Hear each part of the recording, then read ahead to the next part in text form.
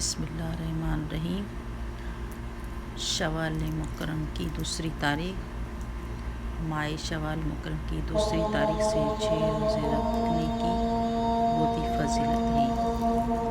ارشاد نبی صلی اللہ علیہ وآلہ وسلم ہے کہ ان روزوں کا ثواب 1000 روزوں کے ثواب کے برابر ہے، اور شوال کے 6 روزے رکھنے والے کے نام اعمال میں بھی بے شمار نیکیاں لکھی جائے گی، اور اس پر دوزخ کی آگ حرام ہوگی۔ جزاک اللہ۔ بسم اللہ الرحمن الرحیم۔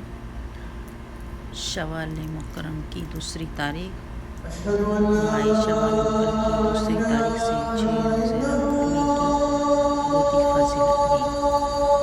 ارشاد نبی صلی اللہ علیہ وآلہ وسلم ہے کہ ان روزوں کا ثواب 1000 روزوں کے ثواب کے برابر ہے، اور شوال کے 6 روزے رکھنے والے کے نام اعمال میں بھی بے شمار